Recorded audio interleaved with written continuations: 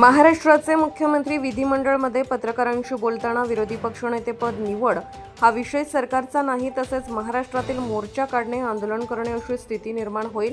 असे प्रदर्शन करणारे स्थळ किंवा मार्ग निवडल्यास परवानगी नाकारता येत नाही, म्हणून प्रत्येकाचं स्वातंत्र्य असल्यामुळे तसेच विरोधी पक्षनेता निवडण्याचा अधिकार हा त्यांचा आहे, सरकारचा नव्हे, म्हणून हा निर्णय त्यांनी घ्यावा, असे मुख्यमंत्री देवेंद्र फडणवीस यांनी पत्रकारांशी संवाद साधला। असं आहे तेही मी विचारलं, त्याच्यावर सीपींनी मला सांगितलेलं आहे की जो रूट दिला त्या रूटवर जुना मोर्चा निघाला, त्यांनी कुठल्याही रूटचा आग्रह केला नाही। यांनी स्पेसिफिक अशा रूटचा आग्रह केला की जिथे मोर्चा काढणं कठीण आहे।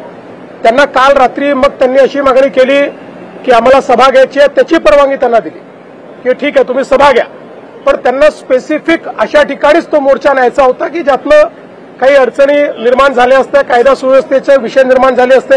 आता इतके वर्ष आपण सगळेच मोर्चे काढतोय, मोर्चे काढत असताना आपण पोलिसांची चर्चा करून रूट ठरवत असतो।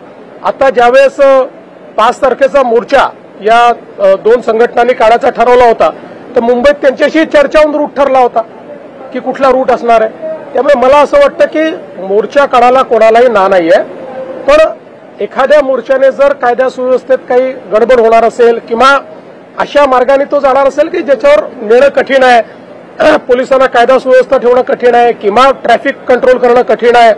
आता तो रेल्वे स्टेशनवर गेल्यानंतर रेल्वे स्टेशनवर आपल्याला माहिती आहे मीरा भाईंदरचं रेल्वे स्टेशनची काय परिस्थिती असते, त्यामुळे पोलिसांनी सातत्याने त्यांना विनंती केली की तुम्ही हा रूट बदला, पण ते बदलायला तयार नव्हते। Subscribe now and press the bell icon. Never miss an update.